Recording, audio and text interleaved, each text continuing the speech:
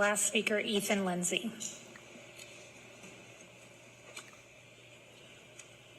Thank you for the opportunity to speak. I'm speaking on behalf of the policy amendment to J240, the original edition, and also opposing the second edition proposed by Mr. Norman. I quite frankly believe that technology is our future, and these policies, they discourage teachers from incorporating it into our classrooms. One of the main reasons teachers have students use their phones is because of the lack of technology already at schools. While some schools have a one-to-one program, most schools only have maybe 3-to-1 program, which makes it hard for teachers to reserve certain devices in order to be incorporated into classroom. The point of school is to prepare students for the future rather than to prepare them for the past. And if the future is progressing towards full incorporation of technology, whether it be for personal life or in professional life, then schools need to be able to incorporate that as well to help familiarize students with those devices. I understand there are certain concerns regarding the safety of students, but if we can figure out a way to properly educate them on safe ways to use them, then that will certainly benefit all students in allowing them to be able to use these devices to their positive advantages.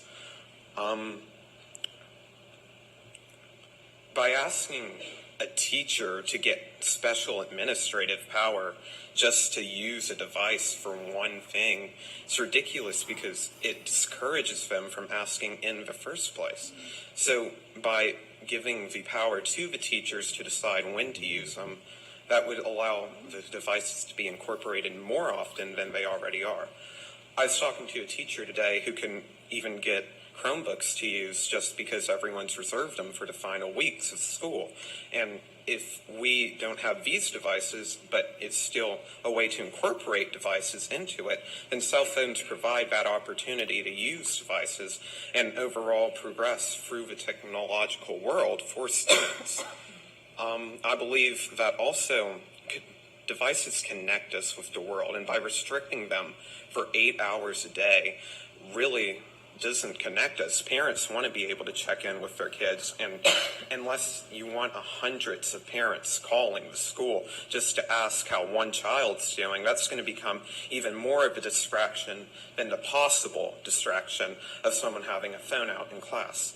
These devices should also be able to be used during free periods in which we can use these devices to better expand our knowledge of certain things that we may have discussed earlier in the day or that we plan on discussing in the future, therefore allowing us to contribute more to the conversation. Going back to concerns, the Knox Schools buildings have very little reception, if any, at that to use these devices, allowing most students to have to connect to the internet. Through this, we're able to control and filter what goes in and out.